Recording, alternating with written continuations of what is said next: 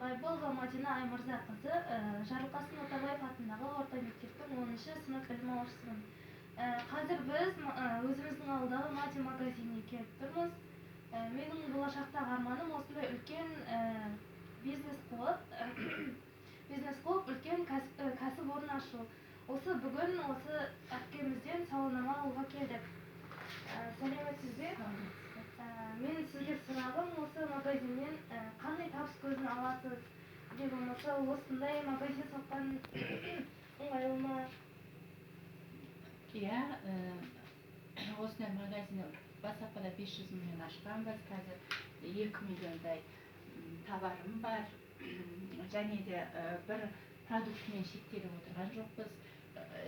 Прямо онлайн түрінде Қытаймен товар алысып тұрамыз. Бір ғана продукты емес бұнда керектіні қолжетімді, әрі халыққа қолжетімді баға,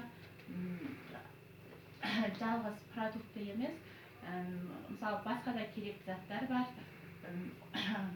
Одан бөліп өзіміз арнайы онлайн түрінде заказ қабылдап, елден заказын беріп алмасып тұрамыз.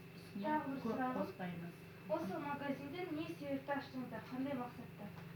Бұл ашқан себебіміз біріншіден біздің өзіміздің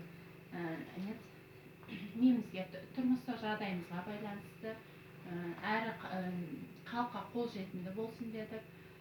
Қазір осы магазин арқылы Құдайға шүкір бала шағамызды асырап, ары қарай немізді дөңгелетіп отырмыз. Рахмет, сізге де көп рахмет.